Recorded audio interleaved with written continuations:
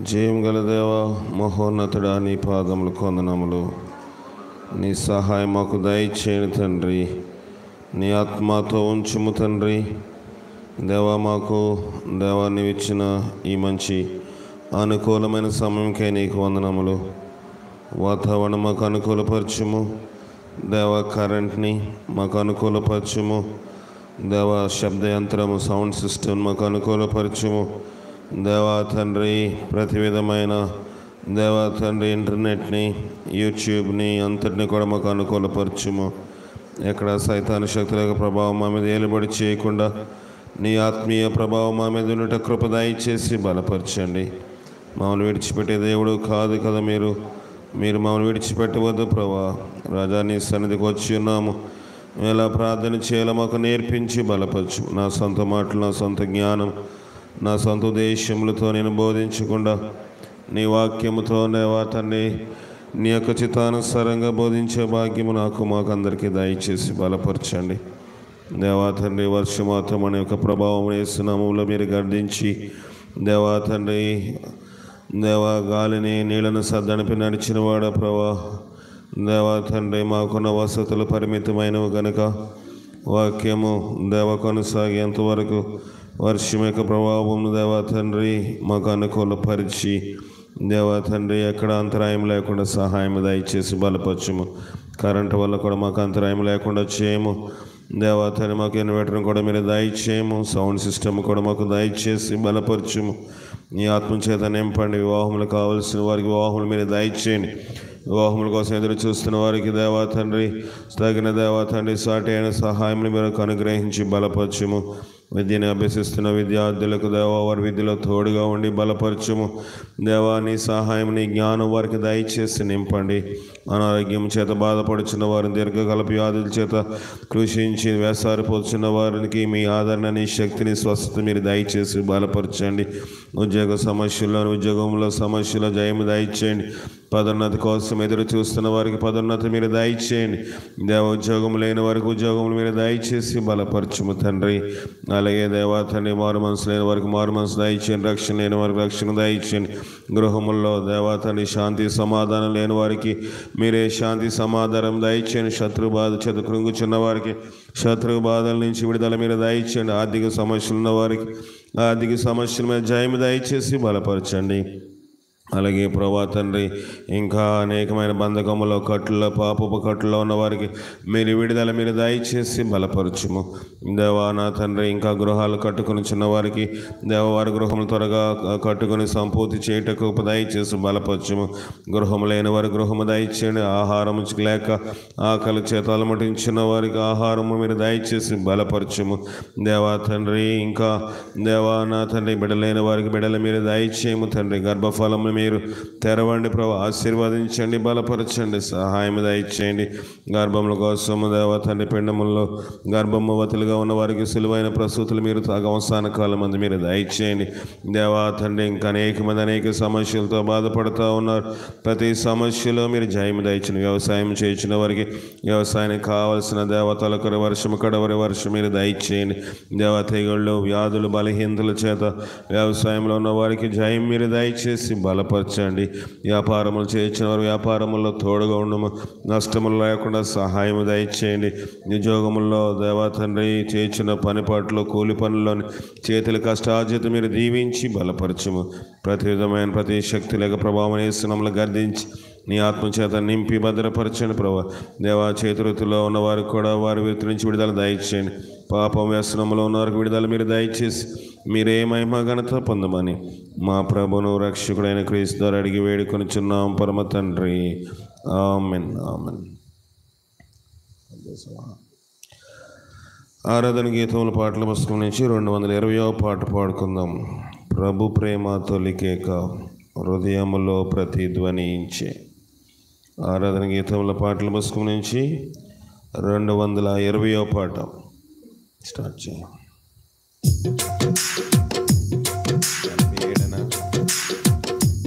ప్రభు ప్రేమ తొలికేక హృదయములో ప్రతిధ్వనించే. పాపక్షమా యేసునిలో శరణును సంగచు కనిపించే ప్రభు ప్రేమ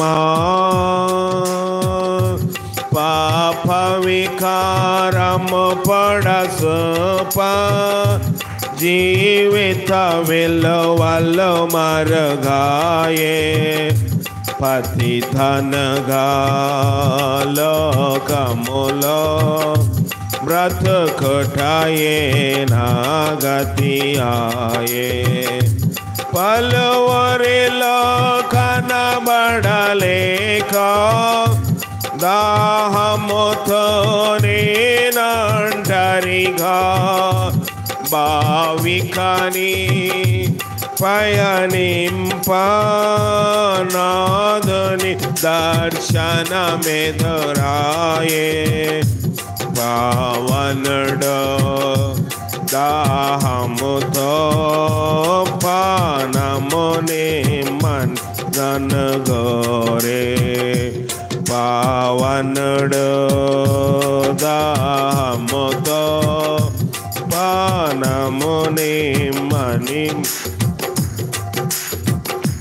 ప్రభు ప్రేమా జాలిని చాటించుచునే తాకన నామది వేదనతో జాప్యము చేయకదెమ్మనియే దాచుకొని నా పాపమును ఝడియచునే తెలిపితిని ప్రభు వెరిగిన నా నిజ స్థితిని జయముందే నా తనువు సరిగా నడితివని ప్రభు తెలుపా జయముందే నా సరిగా నడితివని ప్రభు తెలుపా ప్రభు ప్రేమా దేహమునే నా సర్వముగా భావించుచు మది పూజింప దిన దినము చావుగా మారిన కాలము దేవుని ఘన బంధువుగా మరణ బంధములు ఛేదించి అందరూ దరి చేర్చి దీవించి నూతన జన్మ ప్రసాద్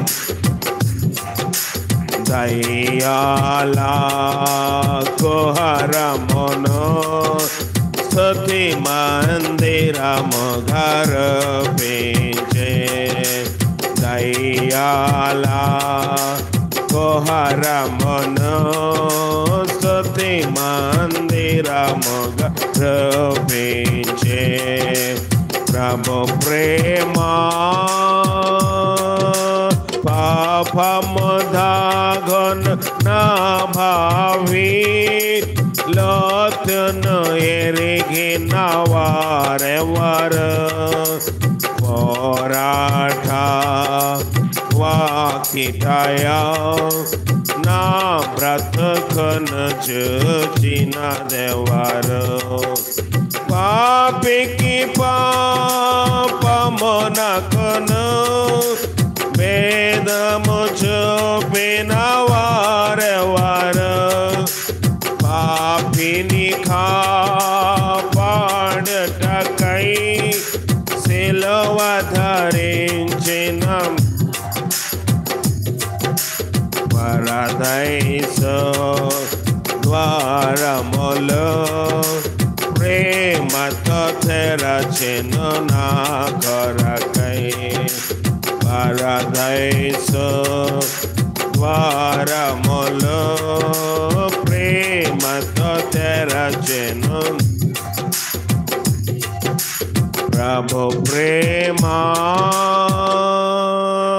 ఘటముతో వెడలెత్తి నంటరిగా పితరులు త్రావిన జలములకై కనబడెను భావికడా రక్షణయోటల ప్రభు కొండను వీడి పరం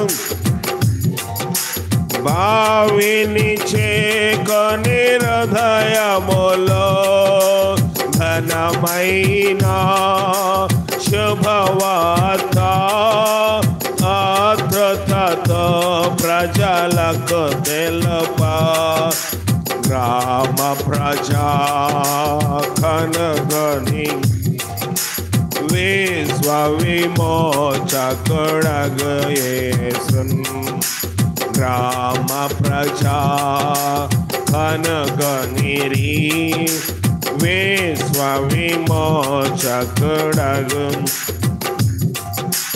ప్రభు ప్రేమ. 2వ వచనం జాతిని చూడని నేత్రముతో పాపము శోకని హృదయముతో జాలిని చాటించుచునే తాకను నామదివే జాప్యము చేయక తెమ్మనియే దాచుకొని నా పాపము జడియుచునే ప్రభు ఎరిగిన జయముందే నాథనువో సరిగా నడితివని జయముందే నాథనువో సరిగా నడితి ప్రభు ప్రేమ తొలికేక హృదయములో ప్రతిధ్వని పాప క్షమా యేసునిలో సరిగా నడితివని ప్రభు ప్రేమ. దేవుని వాక్యం చూసుకుందాం. ప్రభు అయిన యేసుక్రీస్తు అందరికీ వందనాలు. వాక్యం లైవ్లో వింటున్న వారు కూడా ప్రత్యేకమైన వందనములు తెలియజేస్తూ ఉన్నాను. దేవుని వాక్యం నుంచి 51వ సంకీర్తన, కీర్తనలు 51 మొదటి నుంచి కొన్ని వచనాలు చూద్దాం. దేవా, నీ కృప చొప్పున నన్ను కరుణింపుము, నీ వాత్సల్య బాహుళ్యము చొప్పున నా అతిక్రమములను తుడిచివేయుము. చదవండి. నా దోషము పోవునట్లు బాగుగా కడుగుము, నన్ను బాగుగా కడుగుము, నా పాపం పోవునట్లు పవిత్రపరచుము, నన్ను పవిత్రపరచుము. నా పాపం ఎల్లప్పుడు నా అతిక్రమము నాకు తెలిసయ్యున్నవి, నా పాపం ఎల్లప్పుడు నా ఎదుట ఉన్నది. నీకు కేవలము నీకే విరోధముగా నేను పాపము చేసి ఉన్నాను. నీ దృష్టి ఎదుట నేను చెడుతనము చేసి ఉన్నాను. కావున ఆజ్ఞ ఇచ్చినప్పుడు నీవు నీతిమంతుడిగా అగుపడదువు. తీర్పు తీర్చినప్పుడు నిర్మలుడుగా అగుపడదు. సరిపోతుంది. ఈ యొక్క కీర్తన దావీదు పశ్చాత్తాపడుతూ రాసిన కీర్తన. దావీదు యొక్క చరిత్ర భాగంలో మనం చూస్తూ ఉన్నాము. కొన్ని వారముల నుంచి దావీదు యొక్క వృత్తాంతం మనం గమనిస్తూ ఉన్నాం. ఎంతమంది మరి దాన్ని గుర్తుపెట్టుకుంటున్నారు నాకు తెలియదు. కానీ దావీదు ఒక గొర్రెల కాపురి దగ్గర నుంచి దేవుడు రాజుగా అతన్ని అభిషేకించాడు. దేవుడు దావీదు గోత్రమును ఏర్పాటు చేసుకున్నాడు. ప్రభు కూడా దావీదు ఊరిలోనే ఉన్నట్లుగా మనం చూస్తాము. చూడండి, లూకా రాసిన సువార్త 2వ అధ్యాయం 1వ వచనం. లూకా 2:1. లూకా రాసిన సువార్త 2వ అధ్యాయం 1వ వచనం. ఆ దినములలో సర్వలోకమునకు ప్రజా సంఖ్య రాయవలనని కైసరు అగుస్తు వల్ల ఆజ్ఞాయను. ఇది కురేనియా సిరియా దేశమునకు అధిపతి అయినప్పుడు జరిగిన మొదటి ప్రజా సంఖ్య. అందరూ ఆ సంఖ్యలో రాయబట్టకు తమ పట్టణములకు వెళ్ళిరి. యేసేపు దావీదు వంశము. యేసేపు ఏ వంశం అంట?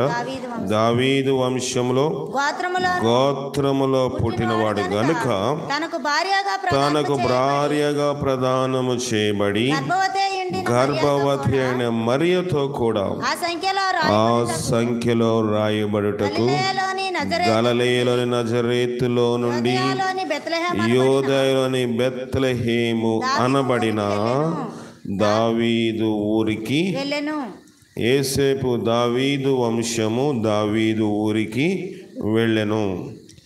కనుక దావీదు బైబిల్లో బహు ప్రాముఖ్యమైన వాడు. కనుక దావీదు యొక్క చరిత్ర ఇంచుమించుగా మనం చూస్తూ ఉన్నాము. దాదాపుగా ఇంకొక 2 నెలలో 3 నెలలో పడుతుంది దావీదు చరిత్ర మనం పూర్తి చేయాలంటే. కనుక దావీదు యొక్క చరిత్రని 51వ సంకీర్తన చాలా ప్రాముఖ్యమైనది. మన సహవాసంలో కూడా ఎవరైనా మారు మనసు పొందుతూ ఉన్నప్పుడు, ఎవరైనా ఫోన్ మోగుతుంది చూడండి, ఎవరైనా పశ్చాత్తాపడుతూ ఉన్నప్పుడు మన సహవాసము యొక్క నాయకులు లేకపోతే సహవాసంలో ఉన్న సేవకులు 51వ సంకీర్తన చదవమని అనేకసార్లు చెప్తారు. ఎందుకంటే ఈ కీర్తన చదివినప్పుడు దావీదు ఏ రీతిగా పశ్చాత్తాపడుతూ ఉన్నాడు. నేర ఆరోపణ చూడండి, చాలామంది క్షమాపణ అడుగుతారు, తప్పదు కాబట్టి క్షమాపణ అడుగుతాం. కానీ దావీదుకి దైవజనుడు అయిన నాతాను వచ్చి ఒక ఉపమానం చెప్పాడు. ఉపమానం చెప్పినప్పుడు దావీదుకి చాలా కోపము వచ్చింది. ఇలాంటి మనుష్యుడు నా రాజ్యంలో ఉండడానికి వీలు లేదు, అతడు చనిపోవాలి, అతను తీసుకున్న గొర్రెకు బదులుగా ఎన్ని గొర్రెలు ఇవ్వాలంట? 4 గొర్రెలు ఇచ్చేయాలి అని తీర్పు తీర్చాడు. అయ్యగారు అన్నాడు, నాతానయ్య గారు, బాబు ఆ మనుషుడవు నీవే. సాధారణంగా అంత నేరుగా అంత ముఖాముగ్గా తప్పును గర్దిస్తే మనుషులకి ఎవరికైనా ఏమొస్తుంది? కోపం వస్తుంది, మనుషులకు బాధ వస్తుంది. కానీ దావీదునకు వాక్యము బోధించినప్పుడు, మా మనుష్యుడు నీవే అని చెప్పినప్పుడు దావీదు పశ్చాత్తాపడడం ప్రారంభించాడు. ఒక నిజమైన దైవిక భయం ఉన్న ఒక వ్యక్తి, అది స్త్రీ కానివ్వండి పురుషుడు కానివ్వండి, చాలాసార్లు వాక్యము ద్వారాగా దేవుడు మనల్ని గర్దిస్తాడు. కొన్నిసార్లు ఎవరో ఒక చిన్న బిడ్డలో, మన ఇంట్లో బిడ్డలో, బయట వాళ్ళు, పక్క వాళ్ళ ద్వారాగా దేవుడు మనల్ని గర్దిస్తాడు. కొన్నిసార్లు దేవుడే స్వయంగా మనతోటి మాట్లాడి గర్దిస్తాడు. కొన్నిసార్లు మనము తెలియకుండానే ఏదో ఒక రకముగా మన మనసాక్షి కూడా మనల్ని ఏం చేస్తుంది? గర్దిస్తూ ఉంటుంది. కనుక ఏ రీతిగానైనా గర్దింపు వచ్చినప్పుడు ప్రతి మనుష్యుడు ఏం చేయాలి? పశ్చాత్తాపడాలి. అందుకే దావీదునకు గర్దింపు వచ్చింది. గర్దింపు వస్తే దావీదు కోపము తెచ్చుకోలేదు. నేను రాజును కదా, నాకు చెప్పే అంతటి వాడా ఈ నాతాను అనే ప్రవక్త, కనుక అతను తీసుకుని వెళ్ళండి, నా సముఖంలో ఉంచవద్దు, నా యొక్క ముందు అతను కనబడడానికి వీల్లేదు అన్న మాటలు దావీదులో కనబడలేదు. మరొక వ్యక్తి బైబిల్లో మనం చూసినట్టయితే ఆసా అనే ఒక వ్యక్తి ఉన్నాడు.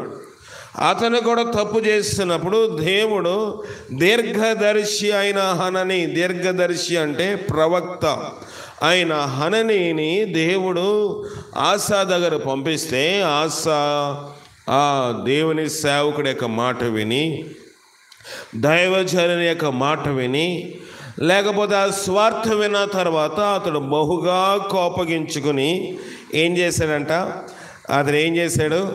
ఆసా అతని మాటలు విని అతనిని చెరసాల్లోని వేయించినట్లుగా మనము చూస్తూ ఉన్నాం.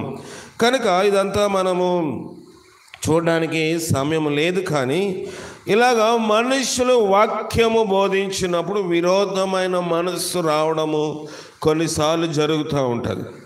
వాక్యం బోధించినప్పుడు నిజముగా నీకు సంబంధించింది అయితే, ఎవరైనా వాక్యం బోధించినప్పుడు అది నాకు సంబంధించింది అయితే, నేను పశ్చాత్తాపడితే, నేను సరి చేసుకుంటే, నేను దిద్దుకుంటే నాకు మేలు. కానీ ఇది నా కొరకే చెప్పారు అనే స్వభావము మనలో కానీ, నాలో కానీ, మీలోనే కానీ ఉంటే అది అపాయము. కనుక ఇక్కడ మనము ఈ యొక్క వ్యక్తిని కూడా మనం చూద్దాము. 2వ దినవృత్తాంతముల గ్రంథము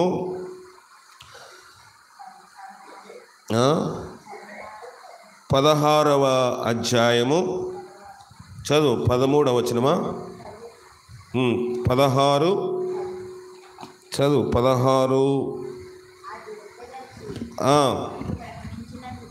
గట్టి చదవాలి. ఆ దీర్ఘదర్శి అట్లు ప్రకటించి 2వ దినవృత్తాంతాలు 16-15 చదవండి.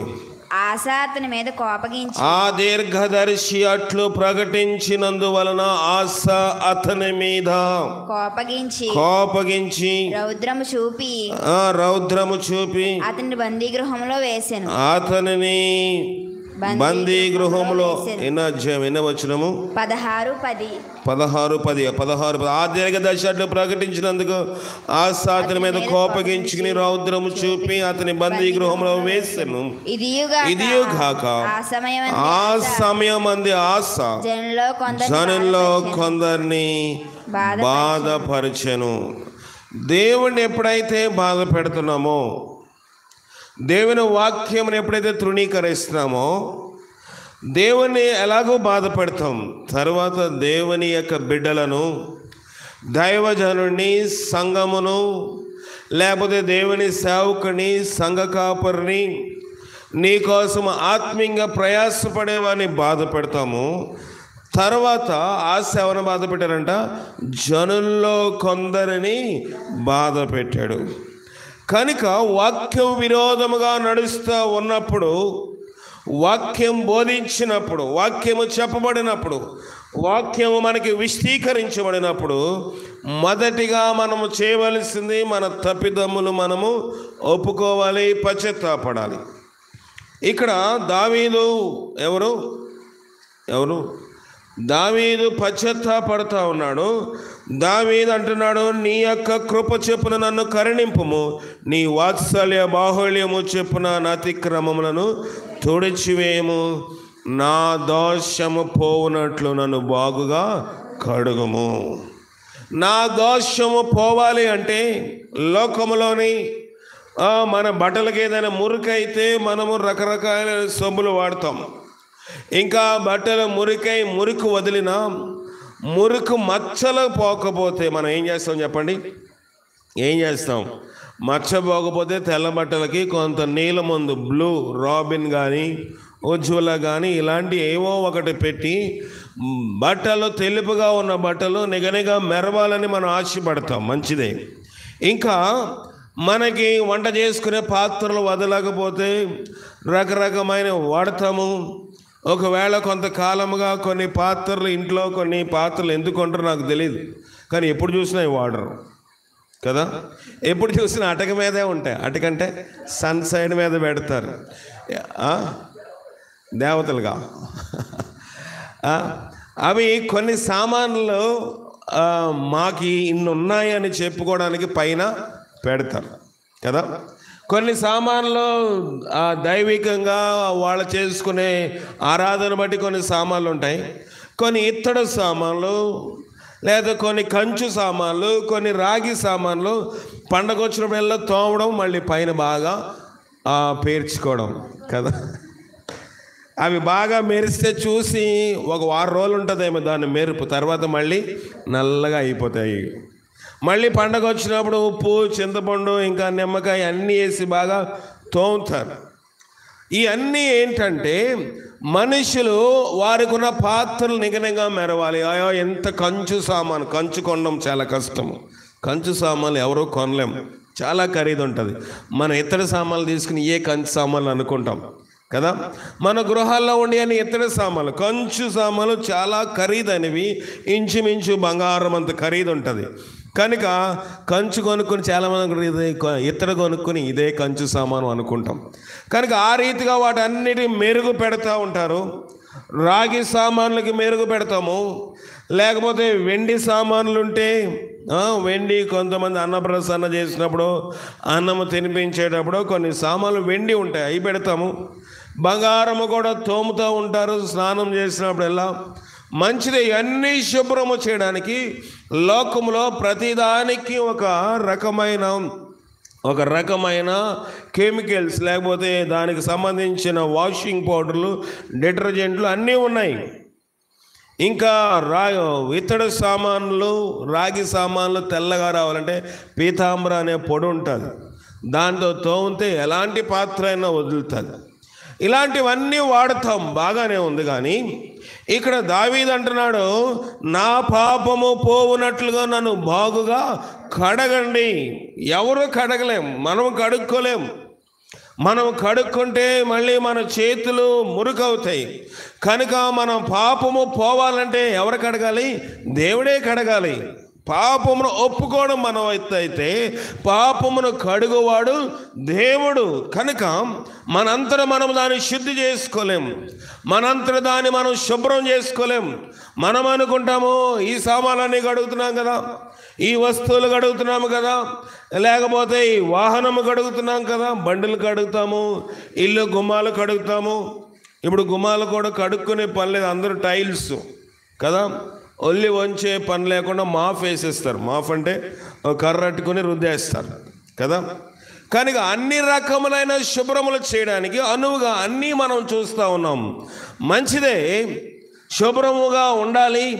అశుభ్రంగా ఉండమని ఎక్కడా కూడా బైబిల్ చెప్పలేదు, అలా ఉండకూడదు కూడా మనము. కానీ ఇక్కడ పాపము పోవునట్లుగా నన్ను బాగుగా కడగండి ప్రభువా, నా పాపము పోవునట్లు నన్ను పవిత్రపరచుము. పరిశుభ్రం మనం చేయగలం, కానీ పవిత్రత మనలోని మనంతట మనకు అది రాదు. శుభ్రం బాగా చేస్తాం, వస్తువులు శుభ్రం చేస్తాం, బట్టలు శుభ్రం చేస్తాము, ఇల్లు గుమ్మాలు శుభ్రం చేస్తాం, గోడలకున్న బూజులు పట్లు అన్నీ శుభ్రం చేస్తాం.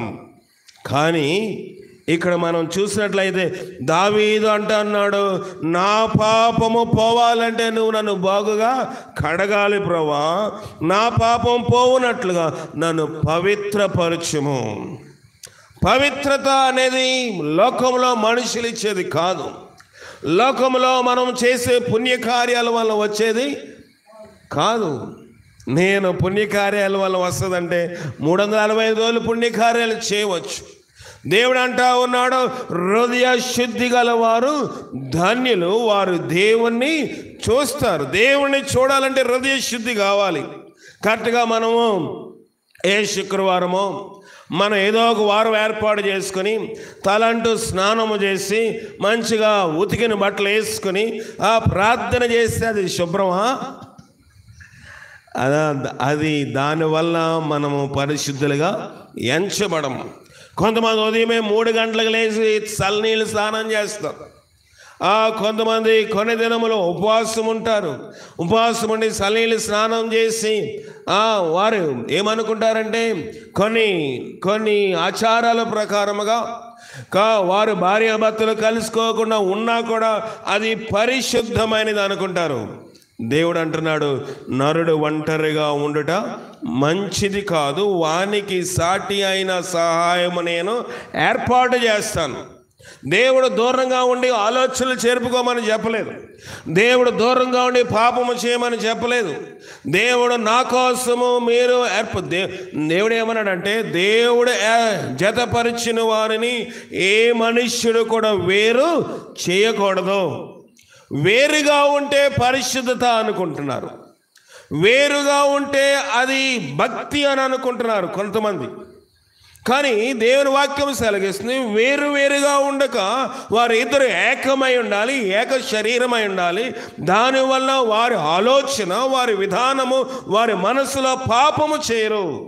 ఇక్కడ మనం చూసినట్లయితే దావీదు అంటున్నాడు, నేను నా దోషము పోవునట్లుగా నన్ను బాగుగా కడుగు ప్రభువా.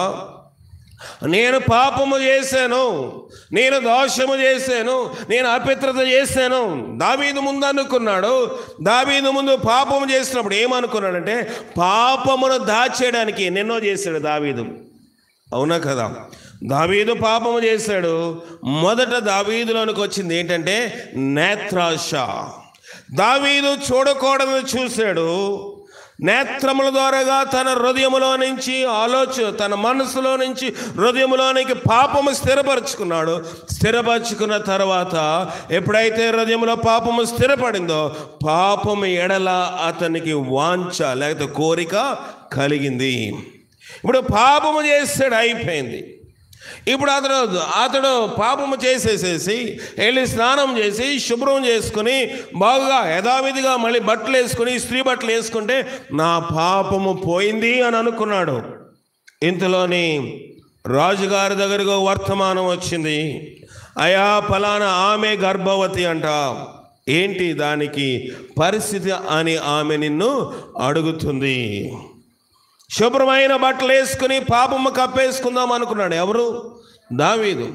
మంచి బట్టలు వేసుకుని, ఇస్త్రీ బట్టలు వేసుకుని పాపము చేస్తున్నప్పుడు తన యొక్క శరీర వాంఛలు తీర్చుకునే సమయంలో తన వస్త్రము నలిగిన వస్త్రం ప్రక్కన పెట్టి స్నానము చేసి శుద్ధుడైపోదాం అనుకున్నాడు.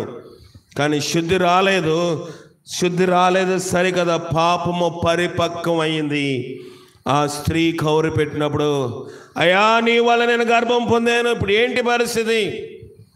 సరే అని చెప్పి తన భర్తను పిలిచి, అతడు ఏం చేస్తున్నావు అన్నాడంటే, ఇప్పుడు వెళ్ళి నువ్వు యుద్ధంలో ఎక్కువ యుద్ధం చేయవలసిన లేదు, నువ్వు అలసిపోయావు కనుక నువ్వు వెళ్ళి నువ్వు భార్యతో సమాధానంగా ఉండి నువ్వు సంసారం చేయవంటే, అతను ఏమంటా ఉన్నాడంటే, అందరూ యుద్ధము చేసేటప్పుడు నేను వెళ్ళి సంతోషముగా ఉండలేను. కనుక దావీదుకి ఏం చేయాలో అర్థం కాలేదు. దావీదు చేసిన పాపం ఎలా కప్పుకోవాలో అర్థం కాలేదు. పాపము పరిపక్వమై ఏమవుతుందంట, మరణమును కంటది. కనుక పాపం పరిపక్వమైపోయింది. ఇప్పుడు దావీదు అన్నాడు, అయ్యా అతను తన యొక్క యోవాబు తన సైనికులందరికీ ఒక ఉత్తరం రాసి, ఇదిగో ఈ మనుష్యుడను, ఈ ఉరియాను, బెత్షెబా యొక్క భర్తను మీరు చంపండి, యుద్ధం ఎక్కడ మోపుగా ఉంటుందో అక్కడ పెట్టి చంపించేయండి అని చెప్పి ఉత్తరము రాశాడు. పాపము తొలగించుకోవడానికి వక్రమైన రాత రాశాడు. పాపమును తొలగించుకోవడానికి వక్రమైన రాత్రి, అబద్ధ సాక్ష్యములు. కొంతమంది వారు తరపుని వారిని, మా పక్షమునున్న వారిని మేము రక్షించుకోవాలంటే వక్రమైన రాతలు, చెడ్డ రాతలు, తప్పుడు సంతకాలు పెట్టేవారు. ప్రోచరీ అంటే వారి సంతకము కాదు, ఎవరో సంతకం వీళ్ళు పెట్టి, ఇప్పుడంటే అంత తంబు వచ్చేసింది, వేణుముద్ర వేస్తేనే కానీ డబ్బులు రావు. పూర్వదినములో సంతకాలు ఉండేవి.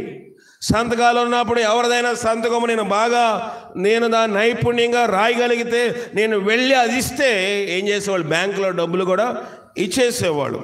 ఇలాగ చేసి అనేక మంది మోసము చేసేవాళ్ళు, పోర్చరీ సంతకాలు చేసిన వాళ్ళు, లేని సాక్ష్యము ఉన్నదన్నట్లుగా మాట్లాడేవాళ్ళు. కనుక ఇలాంటి పనులు చేస్తూ ఉన్నాడు ఎవరు?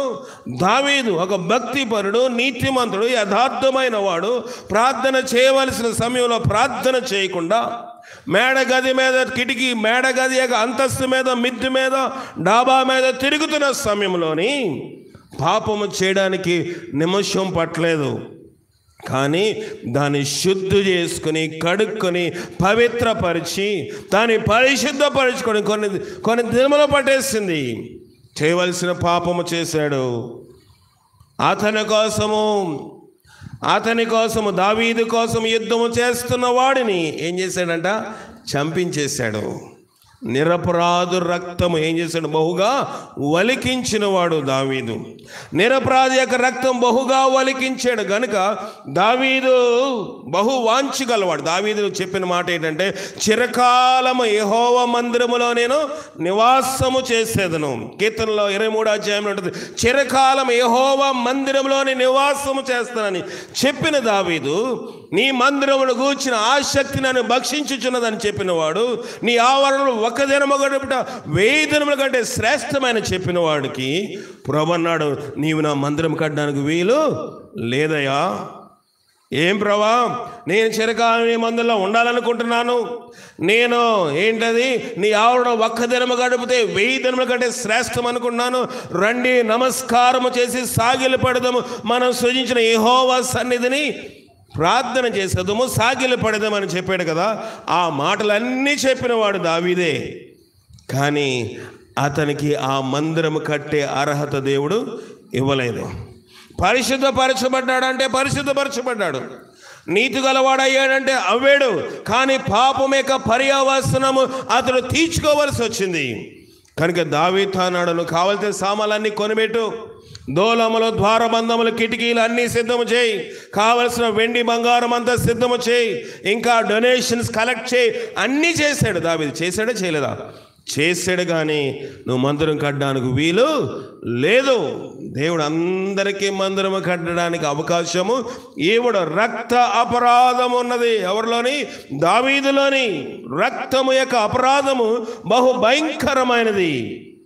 మనం అనుకుంటాము, మనం ఎవరిని చంపలేదు కదా, మన ఎవరిని హత్య చేయలేదు కదా, నేను ఎవరిని చంపలేదు కదా, నేను ఎవరిని హత్య చేయలేదు కదా, నేను ఎక్కడ అపరాధము చేస్తాను అనుకోవచ్చు. కానీ దేవుని వాక్యము సెలవిస్తూ ఉంది, కత్తిపోటు వంటి మాటలు పలుకువారు మీలో ఉన్నారు. మన మాటల వల్ల ఇతరులు ఆ మాటలు విన్నప్పుడు చనిపోవాలి అనే స్వభావం వాళ్ళకి వస్తే నువ్వు నరహాంతకుడు అంటున్నాడు దేవుడు. ఏ దినములో మనము యవనస్తులు చూస్తూ ఉన్నాం, యూట్యూబ్లో వింటున్నవారు, అక్కడెక్కడ ఉన్నవారు జాగ్రత్తగా వినాలి. ఈ దినములో మనం యవనస్తులు చూస్తూ ఉన్నప్పుడు వారి యవన కోరికలు తీర్చుకోవడానికి ఇష్టానుసారంగా వారి కోరికలు తీర్చుకొని, ఒకవేళ ఆ స్త్రీ ఆ యవనస్తులు గర్భం అయితే తీసుకుని వెళ్ళి ఏం చేస్తున్నారు? అబార్షన్, గర్భపాతం చేస్తారు. ఇది నరహత్య కాదా? పసికందుకి ఆపము శుభము తెలియని వారికి నీ యొక్క శరీర కోరికల కోసము నీ ఇచ్చలు నెరవేర్చుకోవడానికి కామ విలాస కోరికల చేత ఇతరమైన వాళ్ళతో సంబంధం పెట్టుకుని ఆ సంబంధం తుడిచివేయడానికి పసికందుని రక్తపు ముద్దలను ఏం చేస్తున్నారు? నులిమేస్తూ ఉన్నారు. ఇది రక్త అపరాధము కదా. ఇక్కడ దేవుని వాక్యం సెలవిస్తూ ఉంది, నా మందిరము కట్టడానికి నీకు నేను అవకాశము ఇవ్వడం లేదు. ఎవరు కడతారు ప్రభా? నీవు ఏ గర్భములోంచి అయితే, నీవు ఎవరి కోసమైతే ప్రయాసపడి ఎవరిని నీ కుమారుని పోగొట్టుకున్నావో, నీ మొదటి బిడ్డను పోగొట్టుకున్నావో, ఆ తర్వాత అదే గర్భములో నుంచి నేనేం చేశాను? నీ పశ్చాత్తాప పడిన తర్వాత ఆ గర్భములోంచి ఇంకొక కుమారుని నీకు ఇచ్చాను. అతని పేరు ఏం పేరు? సొలొమోను. సొలొమోను తల్లి ఎవరు? బెత్షెబా. దావీదుకి అనేక మంది ఆ దినముల్లో బహుభార్య తత్వము తప్పు కాదు కనుక ఆ దినములో అనేక మంది భార్యలు ఉన్నప్పటికీ వారు ఎవరి భార్యలు పుట్టిన బిడ్డలను దావీదు తర్వాత రాజుగా ఉండడానికి దేవుడు ఏర్పాటు చేసుకోలేదు. కానీ దావీదు ఏ స్త్రీ అయితే చెడిపోయాడో, తర్వాత భర్త మరణించిన తర్వాత ఆమెను వివాహము చేసుకున్నాడో, ఆ స్త్రీ గర్భములోంచి దేవుడు పవిత్రపరిచి, దేవుడు పరిశుద్ధపరిచి, దేవుడు నీతి గలవాడుగా చేసి అదే గర్భములోంచి సొలొమోను తీసి ఇదిగో ఇతడు కడతాడు. ఎవరిని? నా మందిరము. కనుక దేవుని మందిరం కట్టినవాడు ఎవరు? సొలొమోను రాజు. సొలొమోను కట్టడానికి దేవుడు మందిరం కట్టడానికి అవకాశం ఇచ్చాడు. దేవుడి జ్ఞానం ఇచ్చాడు. ఒక లోకములోని ఎన్నిక లేని కుటుంబంలో ఉన్నవాడు, ఒక లోకంలోని సైన్యాధి, తన తల్లి అంతకుముందు ఒక సైన్యంలో ఉన్న ఒక సైనికుడి యొక్క భార్య. తర్వాత దేవుడు దావీదు పశ్చాత్తాపడిన తర్వాత అతని పశ్చాత్తాపము విరిగిన మనసును బట్టి దేవుడు ఇంకో కుమారునిచ్చి ఆ కుమారుడి ద్వారాగా దేవుడు ఏం చేశాడు? దేవుడు తన మందిరము కట్టుకునే అవకాశం ఇచ్చాడు. అందుకే దావీదు అంటున్నాడు, నా పాపము పోవునట్లుగా నన్ను పవిత్రపరచము, నా అతిక్రమం నాకు తెలిసినది, నా పాపము ఎల్లప్పుడూ నా ఎదుటే ఉన్నది. లోకంలో మనుషుల్ని పాపము చూడకపోవచ్చు, లోకంలో మనుషుల్ని పాపమును చూడకపోవచ్చు. చూడగలమా? చూడలేము. సీసీ కెమెరా ఉంటే అది ఒక 20 రోజులు రికార్డ్ అవుతుంది. 20 రోజుల తర్వాత ఆ 20 రోజులు ముందున్నదంతా ఏమైపోతుంది? మళ్ళీ డిలీట్ అయిపోతుంది. అంటే అది తొలగించబడిపోతుంది, దాని అంతా అదే పోతుంది, డేటా అయిపోతూ ఉంటుంది. ఈ మనుష్యుడు ఒక మందిరంలో లేకపోతే ఒక రూమ్లో ఒక గదిలో ఉండి అతను ఎవరైనా అక్కడ చేస్తున్న కార్యములు చూడాలంటే ఒక సీసీ కెమెరా పెట్టుకొని, ఒక కెమెరా పెట్టుకొని రికార్డ్ చేసి చూడగలుగుతున్నాడు. కానీ దేవుడు అంటున్నాడు, యోధా పాపము ఇనప గంటముతో రాయబడినది, అది వజ్రపు మొన చేత లిఖించబడినది. మన పాపము ఇనప గంటము వజ్రపు మొన చేత లిఖించబడినది. అందుకే దావీదు అంటున్నాడు, నా పాపం ఎల్లప్పుడూ నా ఎదుటనే ఉన్నది. మన పాపం మనకు గుర్తు వచ్చినప్పుడు మనలో పశ్చాత్తాపం రావాలి. మన పాపం మనకు తలుపులోనికి వచ్చినప్పుడు, మన ఊహలోనికి వచ్చినప్పుడు, మన వినికిల్లోనికి వచ్చినప్పుడు, మన మనసులోనికి వచ్చినప్పుడు, ప్రభా నేను ఎంత దౌర్భాగ్యుడను, సౌలు అన్నాడు, నేను ఎంత దౌర్భాగ్యుడను, ఇట్టి మరణమునకు లోనగు శరీరము నుంచి నన్ను ఎవడు విడిపించగలడు? విడిపించగలడా? సౌలు అంటున్నాడు, సౌలు పౌలుగా పారక ముందు సౌలు అంటా ఉన్నాడు, అయ్యో నేను పూర్వము దోషకుడను, హింసకుడను, హానికరుడను, నా బ్రతుకు భ్రష్టమైనది, నేను దూషించేవాడిని, హింసించేవాడిని, ఇతరులకు హాని చేసేవాడిని. కానీ దేవుడు మార్చాడు. కానీ నేను పాపుల్లో ప్రధానుడను, పరిశుద్ధుల్లోని అల్పుడను. నేను పాపుల్లో ప్రధానుడు, పరిశుద్ధులు అల్పుడను. ఇలాంటి పశ్చాత్తాపం మనకు కావాలి, ఇలాంటి దిద్దుకునే స్వభావం మనకు కావాలి. అయ్యో నేను పాపిని కాదండి, నాలో ఏం పాపం ఉంది, నాలో ఏం దోషం ఉంది, నాలో ఏ అతిక్రమం ఉంది. ప్రభు ఈ రాత్రి మనకి ఒక హెచ్చరిక చేస్తూ ఉన్నాడు. నీ పాపము నిమిత్తమై, నీ యొక్క దోషము నిమిత్తమై, నీ అతిక్రమము నిమిత్తమై, నీ మూర్ఖ మాటల నిమిత్తమై, నీ యొక్క అక్రమమైన పడక నిమిత్తమై నీకు పాప క్షమాపణ దొరికిందా? లోకములో ఎన్ని కలిగి ఉన్నా ఒకడు సర్వలోకమును సంపాదించుకుని వాని ప్రాణము పోగొట్టుకునేడల వానికి ఏమీ ప్రయోజనం లేదు. లోకములో ధనధాన్యములు ఉండవచ్చు, ఆస్తులు ఉండవచ్చు, అంతస్తులు ఉండవచ్చు, ఇవన్నీ వద్దని చెప్పను. ఇవన్నీ కలిగి ఉంటే మనం అనుకుంటున్నాము సరిపోద్దులే, జీవితంలో కావాల్సినవన్నీ మనకు వచ్చాయి, మనకు ఉద్యోగం ఉంది, వ్యాపారం ఉంది, వ్యవసాయం ఉంది, లేకపోతే ఇల్లు ఉంది, అంతస్తులు ఉన్నాయి, ఏసీ ఉంది, కూలర్ ఉంది, ఫ్రిడ్జ్ ఉంది, కారు ఉంది, మేడ ఉంది, మిద్దు ఉంది అనుకుంటున్నాం.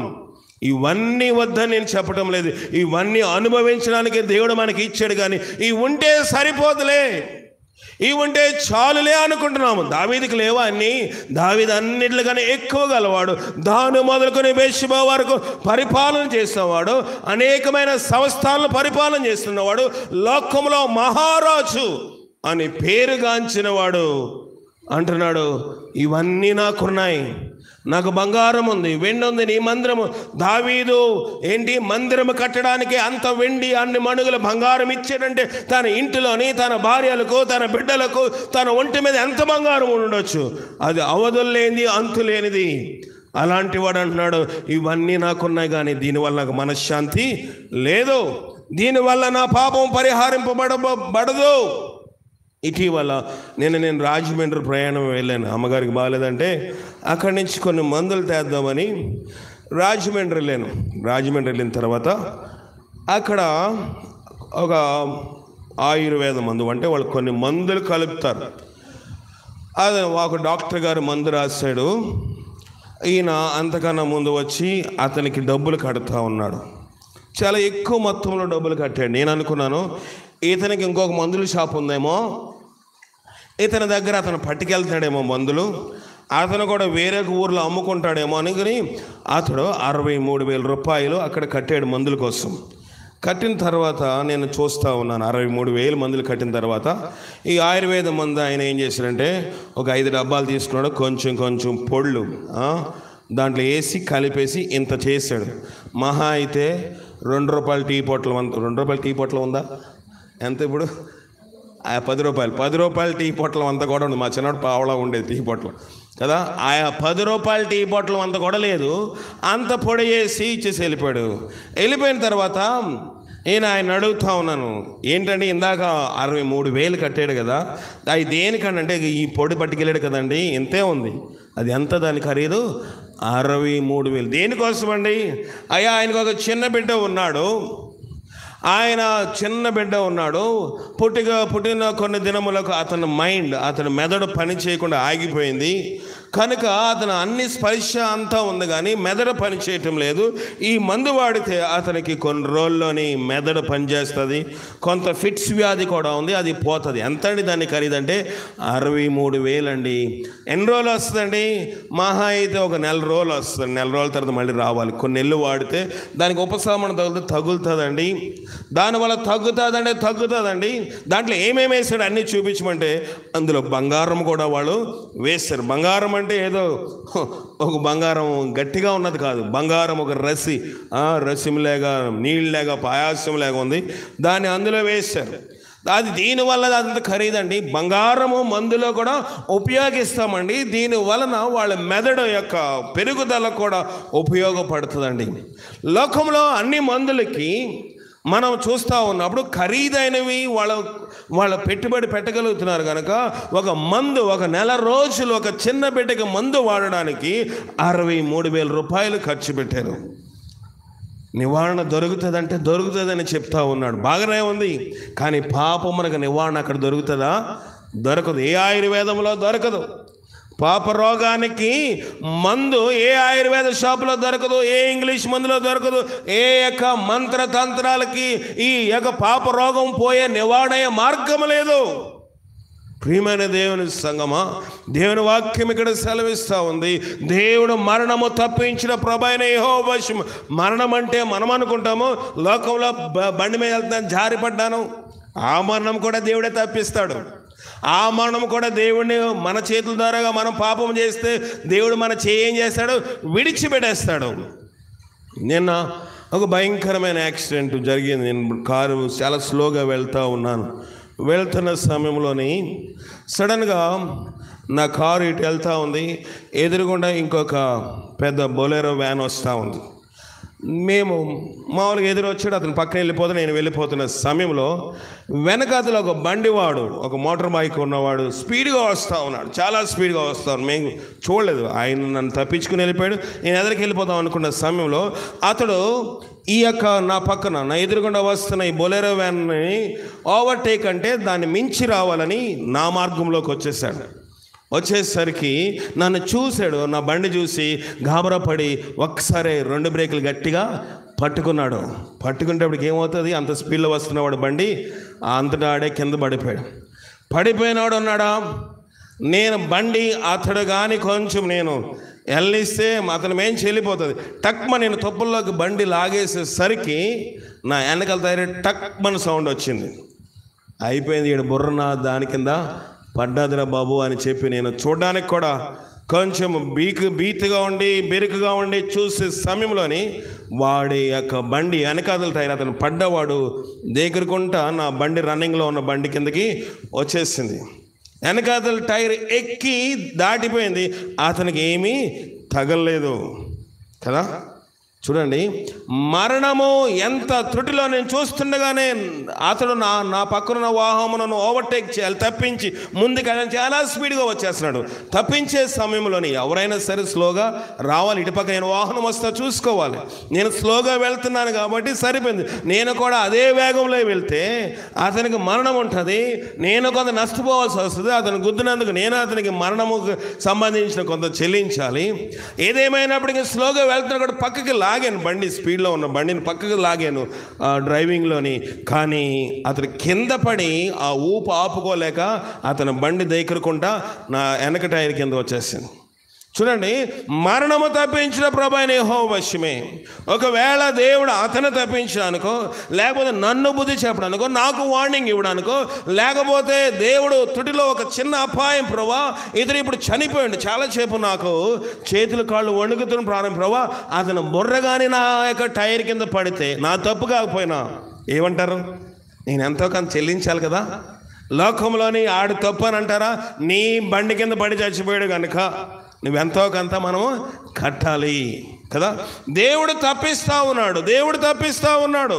దేవుడు మనను హెచ్చరిక చేస్తాడు. కొన్నిసార్లు నేను దాదాపుగా కోటనందరూ వెళ్ళే వరకు ఆ వణుకు తగలదు ప్రభా.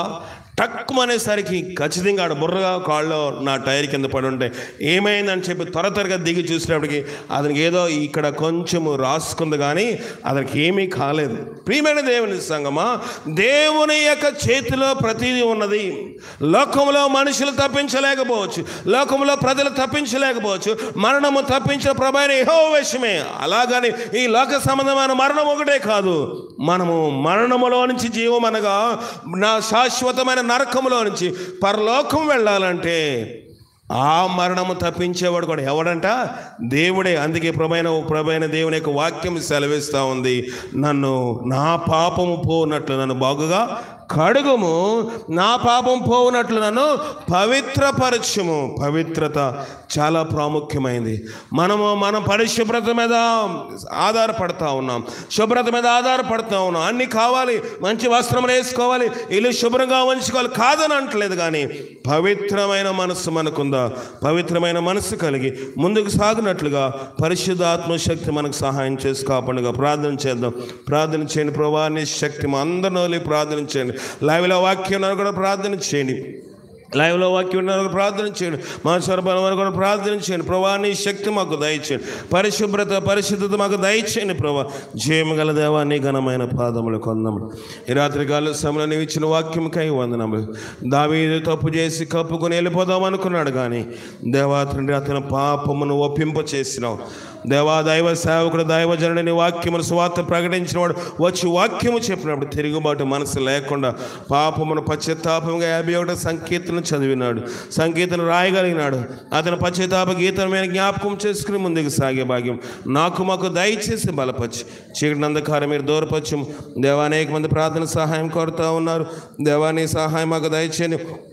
దేవా దాని కుటుంబాన్ని కూడా జ్ఞాపకం చేసుకున్నాము తండ్రి. దేవా తండ్రి దేవా కుమారి గారు కూడా దేవా ప్రార్థన చేయమని కోరారు ప్రభా తండ్రి. దేవా తండ్రి మేము లైవ్ వీక్షిస్తున్నాము. దేవా తండ్రి మీకు వందనములని దేవా తండ్రి కుమారి గారు అని ఒక సహోదరి రాస్తా ఉంది ప్రభావం కూడా జ్ఞాపకం చేసుకోండి. మార్తి ఎలిజబెత్ని కూడా జ్ఞాపకం చేసుకోండి. జాన్ సుకుమార్ గారు కూడా జ్ఞాపకం చేసుకోండి. దేవా ఉద్యోగ రీత్యా దేవా 4 రోజుల పాటు ఇంటి నుండి దూరంగా ఉండవలసి వచ్చి ఉన్నది. దైవ సన్నిధి కలిగి ఉండటకు ప్రార్థన పూర్వకంగా వెలుగుటకు కుటుంబము దేవుడి క్షేమము దయచేయలేగిన ప్రార్థన చేయగలను జాన్ సుకుమార్ గారు ప్రార్థన సహాయం కోరుతూ ఉన్నారు. దేవ ఇంకా బిడ్డలు దేవ వందనము చెప్పిన వారందరూ మా సంఘ బిడ్డలు కూడా జ్ఞాపకం చేసుకోండి. దేవా తండ్రి సుష్మా గారిని కూడా జ్ఞాపకం చేసుకోండి. దేవారి బిడ్డను కూడా మీరు దర్శించుము తండ్రి. నీ ఆత్మచేత బిడ్డలు మీరు దేవనెత్తి బలపరచుము. లైక దగ్గర మంత్రశక్తులకు బలం మీరు పడగొట్టము. నీ సన్నిధి కాపుదలు మాతో ఉంచి మీరే మహిమగంత పొందండి. రేపు రాత్రికి దేవ మా సహోదరులు సామ్యుల్ అలాగే ప్రభా తండ్రి మా సహోదరి ఆ బిడ్డలు దేవా రేపు రాత్రికి కూటం పెట్టుకొని ఆశపడుతూ ఉన్నారు. మాచవరపాలెంలో ఆ కూటం నేను ప్రయాణం వెళ్ళవలసింది. ఆ ప్రయాణంలో కూడా తోడుగా ఉండి అక్కడ మంచి వాతావరణం దయచేసి వాతావరణం వల్ల సౌండ్ సిస్టమ్ వల్ల గ్రామ ప్రజల వల్ల ఇబ్బంది లేకుండా మంచి సువార్తను కూడా అక్కడ అందించి రాత్రి నా ప్రయాణంలో కూడా కావాల్సిన దేవతని మంచి దేవ ప్రయాణ సౌకర్యం కూడా దయచేయమని మా ప్రభువును రక్షకుడైన క్రీస్తు ద్వారా అడిగి వేడుకొనుచున్నాం పరమ తండ్రి. ఆమేన్. మనం పరమ తండ్రి అయిన దేవుని యొక్క ప్రేమ, కుమారుడైన యేసుక్రీస్తు వారి యొక్క కృప, పరిశుద్ధాత్మిక నేను సహవాసం ఇప్పుడు ఎల్లప్పుడు సదా మనకు తోడైండి. దావీదులాగా పశ్చాత్తాపడేది మనకిచ్చి కాపాడను గాక. ఆమేన్. అందరికీ వందనాలు. సెలవు తీసుకుందాం. కట్ చేయండి. ఇదేంటి?